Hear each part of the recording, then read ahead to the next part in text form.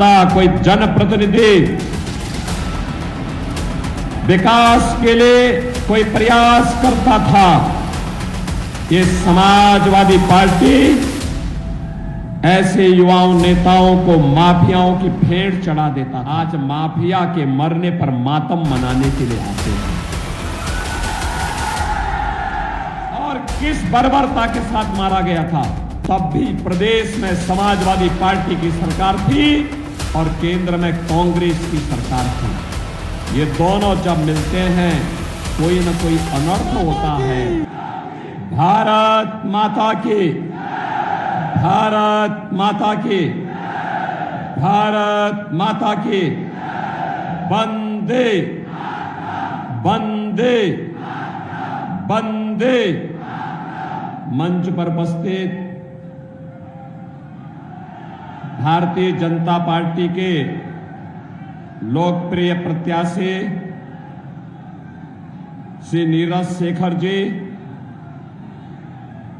आजमगढ़ के सांसद, भोजपुरी के लोकप्रिय कलाकार, फिल्म एक्टर, गायक श्री दिनेश लाल यादव निरोवा जी, उत्तर प्रदेश सरकार के मंत्री और जो आप निरोवा के साथ फिल्मों में काम करने के इच्छुक हैं, ऐसे श्री दयाशंकर सिंह जी। दयाशंकर भी कह रहे हैं कि मैं फिल्मों में काम करूंगा। एमएलसी श्री विशाल सिंह चंचल जी,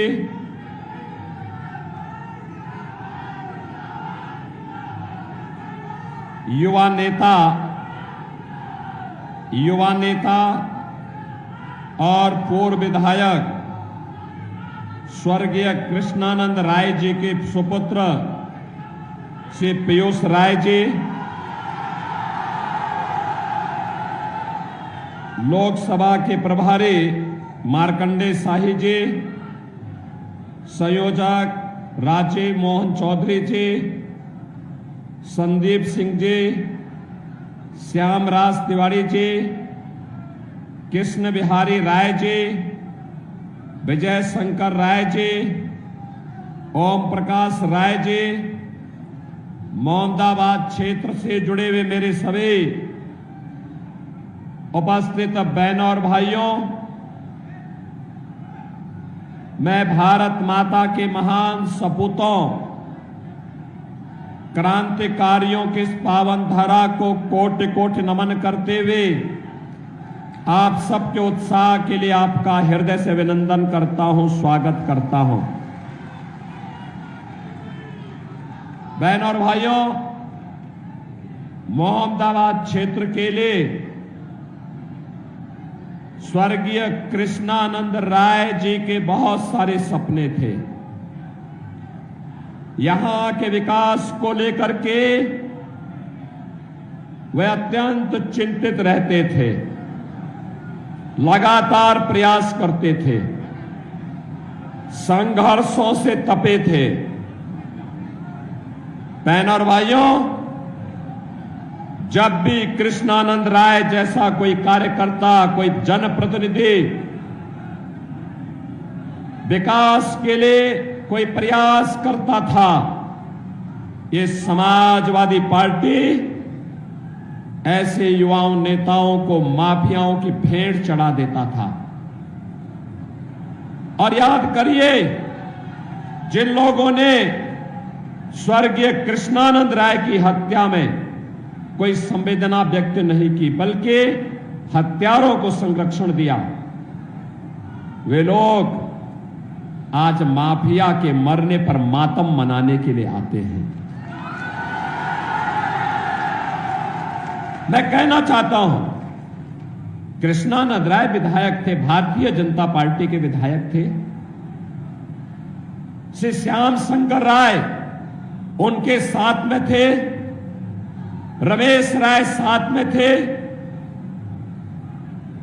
रमेश पटेल साथ में थे, मुन्ना यादव साथ में थे अन्य लोग साथ में थे, सब मारे गए। और किस बर्बरता के साथ मारा गया था बहन और भाइयों, तब भी प्रदेश में समाजवादी पार्टी की सरकार थी और केंद्र में कांग्रेस की सरकार थी।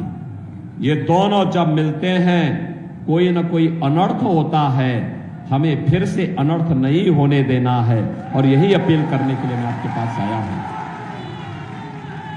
यही अपील करने के लिए मैं आज आया हूं आपके पास।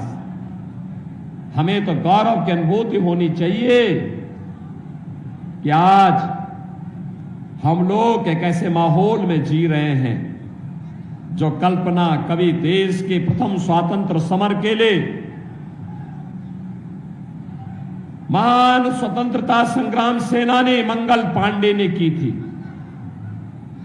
जो कामना चित्तू पांडे ने की थी।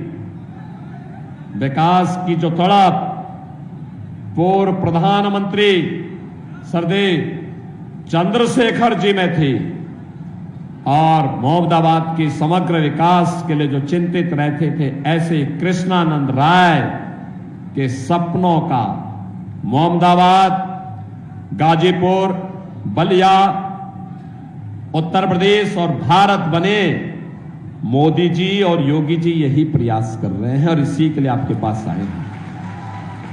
बहनों और भाइयों, आज मैं पूछना चाहता हूं समाजवादी पार्टी और कांग्रेस से, क्या मुन्ना यादव, जिसको मुख्तार जैसे माफिया ने स्वर्गीय कृष्णानंद राय के साथ हत्या के थे, क्या वह पिछड़ी जाति का नहीं था? क्या रमेश पटेल पिछड़ी जाति के नहीं थे? बहनों और भाइयों, क्या प्रयागराज के माफिया के द्वारा मारा गया, वहां पर पूजा पाल के पति राजू पाल क्या पिछड़ी जाति के नहीं थे? या जया पाल के पति उमेश पाल क्या ये पिछड़ी जाति के नहीं थे? और इन माफियाओं को, इन निर्दोष लोगों की हत्या करने की छूट सत्ता कैसे दे देती है? और इसीलिए तो हम कहते रहे हैं, हमारा भी अगर उनका संकल्प बीजेपी के जनप्रतिनिधियों को मारने का था, उनका संकल्प गरीब के बेटे को मारने का था, तो हमारा भी संकल्प था कि माफिया को मिट्टी में मिला करके रहेंगे। और बहनों और भाइयों, आज माफिया मिट्टी में मिल गए तो लाखों करोड़ रुपया निवेश यूपी में आ रहा है।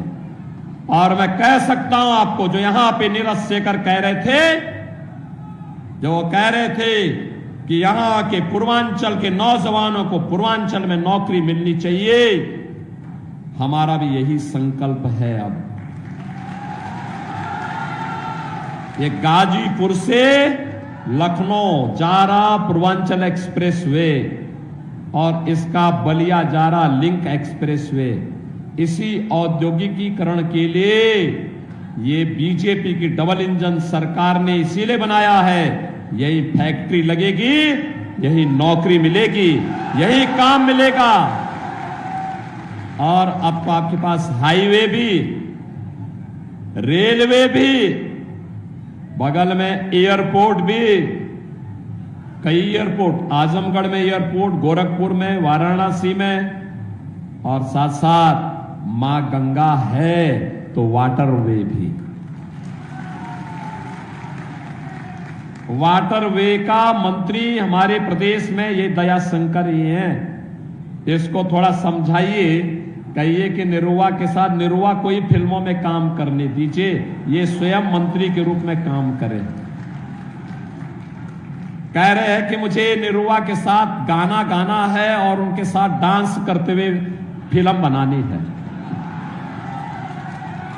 हमने कहा भी देखो, तुम्हें तो अपना वजन कम करने में ही 10 साल लग जाएंगे, तब तक तुम बुढ़ा जाओगे। और इसीलिए बहनों और भाइयों, आप देखिए, जब कनेक्टिविटी बेहतर होती है, विकास भी होता है, निवेश होता है, रोजगार का सृजन होता है। नौजवान हमारा यही नौकरी पाएगा, रोजगार पाएगा, और यही तो हम कर रहे हैं। मोदी जी ने देश को 10 वर्ष में इसी बात को लेकर चमकाया है। और बहनों और भाइयों, 7वें चरण का अंतिम चरण के चुनाव के लिए आज हम आपके बीच आए हैं। पूरे देश के अंदर उत्तर, दक्षिण, पूरब, पश्चिम, जहां कहीं हम जाते हैं, लोगों के मन में एक ही भाव है, एक ही संकल्प है। हर ओर लोग कहते हैं, जब हम कहते हैं क्या होगा, तो जनता कहती है फिर एक बार, फिर एक बार, और अब की बार 400 पार। 400 पार की जब बात होती है तो समाजवादी पार्टी को तो चक्कर आने लगता है, क्योंकि ये तो केवल 60-62 सीटों पे ही चुनाव लड़ रही है, 60-62 सीटों पर। और यादवों में भी देना था, सब अपने खानदान के दे दिए। यानी सेफई के अलावा प्रदेश में कहीं नहीं, अरे कहीं निरुआ भी है, बीजेपी ने उनको बनाया। मैं तो मुंबई गया था, निरुआ वहां फिल्मों में काम कर रहा था। मैंने कहा भी निरुआ, अरे मुंबई के लिए बहुत किया है, चलो गाजीपुर आजमगढ़ के लिए कुछ करो। और देखो, 2 साल से, पिछले 5 साल से लगातार आजमगढ़ और गाजीपुर में काम भी कर रहे हैं, फिल्मों की शूटिंग भी कर रहे हैं और वहां का विकास भी कर रहे हैं। देखो, निरुआ के सांसद आजमगढ़ के बनने के बाद वहां पूर्वांचल एक्सप्रेस वे भी जुड़ गया, वहां एयरपोर्ट भी आ गया, वहां विश्वविद्यालय भी बन गया, वहां मेडिकल कॉलेज भी बन गया, नर्सिंग कॉलेज भी बन गया और संगीत महाविद्यालय भी बन गया है। देखो, जब अच्छे लोग चुनते हैं, विकास भी अच्छा होता है। और ऐसे ही मोदी जी ने देश के अंदर किया है। आज दुनिया के अंदर भारत का सम्मान बढ़ा है, देश की सीमाएं सुरक्षित हुई हैं। अब बहनों और भाइयों, आतंकवाद और नक्सलवाद तो समाप्त हुआ। अगर कहीं पे पटाखा भी फट जाए तो पाकिस्तान पहले सफाई देता है, कहता साहब मेरा हाथ नहीं है, उसे मालूम है ये नया भारत है, छेड़ता नहीं, कोई छेड़ेगा तो उसको छोड़ेगा भी नहीं। बहनों और भाइयों, ये नया भारत है। इस नए भारत में सुरक्षा है तो सम्मान भी है, विकास है तो गरीबों का कल्याण भी है। यही समाजवादी पार्टी थी, राशन माफिया भी थे, और आज 80 करोड़ लोगों को फ्री में राशन मिल रहा है। और मैं तो कहता हूं, जो पाकिस्तान का राग अलाप रहे हैं ना, हिंदुस्तान ने मोदी जी के नेतृत्व में 10 वर्ष में जितनी पाकिस्तान की आबादी है, उससे बड़ी आबादी को गरीबी से उभारने का काम किया है, गरीबी से ऊपर खुशहाल जीवन जीने के लिए आगे बढ़ाया है। और पाकिस्तान 23 करोड़ लोगों को रोटी नहीं दे पा रहा है, भूखों मर रहे लोग। 1 किलो आटा के लिए छीना झपटी होती है। मोदी जी के नेतृत्व में आज गरीबों का कल्याण, 80 करोड़ लोग फ्री में राशन प्राप्त कर रहे हैं। 60 करोड़ लोगों के 5 लाख रुपए का आयुष्मान भारत की सुविधा, वे कहीं भी जाएं देश के अंदर, उनको मुफ्त में 5 लाख रुपए की मुफ्त में चिकित्सा सुविधा उपलब्ध है। 12 करोड़ किसानों के को किसान सम्मान निधि, 12 करोड़ घरों में शौचालय का निर्माण, 10 करोड़ घरों में उज्ज्वला योजना का कनेक्शन। और मोदी जी ने उज्ज्वला योजना के कनेक्शन की शुरुआत बलिया से ही की थी। बहनों और भाइयों, 4 करोड़ घर बन गए हैं। और मोदी जी ने कहा है, मोदी जी ने कहा है, बहनों और भाइयों, मोदी जी ने कहा है कि 70 वर्ष से ऊपर के प्रत्येक बुजुर्ग को 4 जून के बाद, जब फिर एक बार मोदी सरकार बनेगी, फ्री में 5 लाख रुपए की स्वास्थ्य बीमा उपलब्ध करवाएंगे। जितने गरीब होंगे उन सबके मकान बनेंगे। सबके मकान देंगे। एक तरफ ये कार्य करने वाली सरकार और दूसरी तरफ माफियाओं को संरक्षण देने वाली, माफियाओं को संरक्षण देने वाली, आतंकवाद और नक्सलवाद को बढ़ाने वाले, देश के सम्मान को गंवाने वाले, देश के अंदर विकास के कार्यों को ठप करने वाले कांग्रेस और समाजवादी पार्टी के लोग हैं। इनका विकास से कोई लेना देना नहीं, गरीबों से कोई लेना देना नहीं। ये पाकिस्तान की पैरवी करते हैं, अपने राजनीतिक स्वार्थ के लिए आतंकवाद को बढ़ावा देते हैं, माफियाओं को अपने गले का हार बनाते हैं और भारत विरोधी कृत्यों को करना अपना जन्मसिद्ध अधिकार भी समझते हैं। आज आप देख रहे होंगे इनका घोषणा पत्र क्या कहता है? कहता है सत्ता में आएंगे तो अनुसूचित जाति और पिछड़ी जाति के आरक्षण को मुसलमानों को बांटेंगे। क्या आप बांटने देंगे? क्या भारतीय जनता पार्टी हरगिज काम नहीं करने देगी, कतई नहीं करने देगी, किसी भी स्थिति में नहीं करने देगी। कोई भी माई का लाल बाबा साहब भीमराव अंबेडकर के संविधान के साथ छेड़छाड़ नहीं कर पाएगा। बाबा साहब भीमराव अंबेडकर ने कहा था कि धर्म के आधार पर आरक्षण नहीं हो सकता, आरक्षण का आधार अनुसूचित जाति, जनजाति और पिछड़ी जाति को केवल आरक्षण मिलेगा, मुसलमान को आरक्षण नहीं मिल सकता है। लेकिन एक कांग्रेस और समाजवादी पार्टी के लोग जबरदस्ती बाबा साहब भीमराव अंबेडकर की भावनाओं के विरुद्ध आचरण कर रहे हैं। बहनों और भाइयों, आज हम सब आए हैं आपके पास कहने के लिए, ये कहते हैं कि कांग्रेस सत्ता में आई तो पर्सनल लॉ लागू करेंगे। पर्सनल लॉ का मतलब जानते हैं आप? पर्सनल लॉ का मतलब बेटी स्कूल नहीं जा पाएगी, महिलाएं बाजार नहीं जा पाएंगी, 3 तलाक की कुप्रथा को फिर से लागू करेंगे और इनके द्वारा कहा जा रहा है तालिबानी शासन लागू करेंगे। अरे हिंदुस्तान बाबा साहब भीमराव अंबेडकर के बनाए हुए संविधान से चलेगा। हिंदुस्तान में कोई शरीयत का कानून और कोई तालिबानी व्यवस्था लागू नहीं होने देंगे। इसके लिए चाहे कोई भी कीमत चुकानी पड़ेगी। बहनों और भाइयों, ये कहते हैं अगर सत्ता में आए तो हिंदुओं पे वरासत टैक्स लगाएंगे। ये वरासत टैक्स का मतलब जानते हैं आप? वरासत टैक्स का मतलब आपके पूर्वजों ने जो संपत्ति अर्जित की है, जो संपत्ति आपको अर्जित की है, आपके पूर्वजों ने, आपके बाप दादों ने, आपकी मां ने, उस संपत्ति का ये लोग क्या करेंगे? सर्वे करवाएंगे और उसमें से आधी संपत्ति पाकिस्तान, बांग्लादेश और रोहिंग्या मुसलमानों को बंदर बांट करने का काम करेंगे। आपको पता लगा आपके पिताजी ने, आपके दादा ने, आपके बाबा ने कोई मकान बनाया है, 4 कमरे का मकान है। अगर कांग्रेस और समाजवादी पार्टी आई तो क्या कहेंगे? कहेंगे दो घर में तुम रहो और 2 घर किसी मुसलमान को दे दो। अरे आपके घर में कोई मुसलमान बसेगा, क्या आप इसको स्वीकार करेंगे? क्या ये औरंगजेब की आत्मा घुस गई है इनके अंदर? औरंगजेब मुगलों का सबसे क्रूर बादशाह था। बहनों और भाइयों, कोई मुसलमान भी अपने पुत्र का नाम औरंगजेब नहीं रखता। इसलिए नहीं रखता है क्योंकि औरंगजेब ने पहले अपने भाई की हत्या की, फिर अपने बाप को मारा, अपने बाप को तड़प तड़प करके एक बूंद पानी के लिए तरसाया। उसका बाप शाहजहां भी कहता है कि औरंगजेब तो जैसा दुष्ट पुत्र किसी को पैदा न हो, तो ने जीते जी मुझे एक बूंद पानी के लिए तरसाया है। तो से अच्छे तो ये हिंदू हैं जो अपने बड़े बुजुर्गों का सम्मान करते हैं और मरने के बाद भी श्राद्ध और तर्पण करके अपने पितरों को जल देने का काम करते हैं। बहनों और भाइयों, ये शाहजहां के द्वारा हिंदुओं के बारे में कहा गया। और औरंगजेब ने हिंदुओं के लिए कर लगाया था, उसका नाम था जजिया कर।